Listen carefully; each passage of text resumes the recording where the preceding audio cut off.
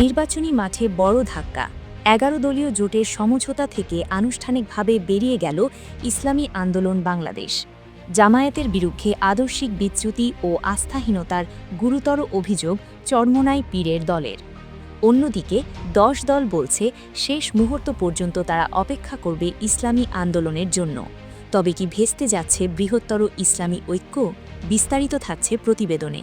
ত্রয়োদশ জাতীয় সংসদ নির্বাচনকে সামনে রেখে গঠিত ১১ দলীয় জোটে দেখা দিয়েছে বড় ফাটল।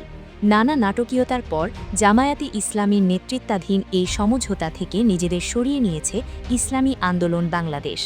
শুক্রবার বিকেলে দলীয় কার্যালয়ে সংবাদ সম্মেলন করে এই চূড়ান্ত ঘোষণা দেন দলটির যুগ্ম মহাসচিব মাওলানা গাজী আতাউর রহমান। সমঝোতা থেকে বেরিয়ে যাওয়ার পেছনে মূলত ৫টি কারণ উল্লেখ করেছে দলটি। ইসলামী আন্দোলনের দাবি, জামায়াতে ইসলামী শরিয়া আইনের পরিবর্তে প্রচলিত আইনের দেশ শাসনের কথা বলছে, যা তাদের মৌলিক নীতির পরিপন্থী। এছাড়া জামায়াতের আমিরের সাথে বিএনপির সখ্যতা এবং জাতীয় সরকার গঠনের প্রস্তাব নিয়ে সংশয় প্রকাশ করেছে চরমোনাই পীরের দল। তাদের মতে এই সমঝোতা এখন আর ইসলামের পক্ষে শক্তি হিসেবে কাজ করছে না। তবে ইসলামী আন্দোলন বেরিয়ে যাওয়ার ঘোষণা দিলেও হাল ছাড়ছে না বাকি ১০ দল।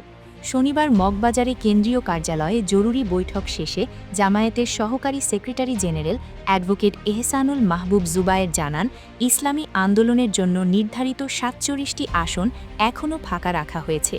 জুবায়ের বলেন, তারা শেষ সময় পর্যন্ত ইসলামী আন্দোলনের জন্য অপেক্ষা করবেন।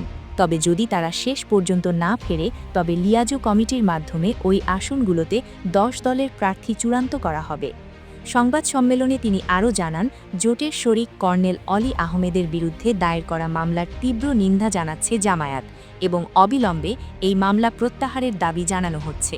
ইসলামী আন্দোলন বাংলাদেশ ইতিমধ্যে ২৬৮ আসনে এককভাবে নির্বাচনের ঘোষণা দিয়েছে। জোটের ওয়ান বক্স পলিসি থেকে বেরিয়ে এসে তাদের এই অবস্থান নির্বাচনী সমীকরণে বড় পরিবর্তন আনতে পারে বলে মনে করছেন বিশ্লেষকরা। ১০ দলের এই অপেক্ষার প্রহর কি শেষ পর্যন্ত সফল হবে, নাকি মাঠের লড়াই হবে বহুমুখী, তা এখন সময়ের অপেক্ষা।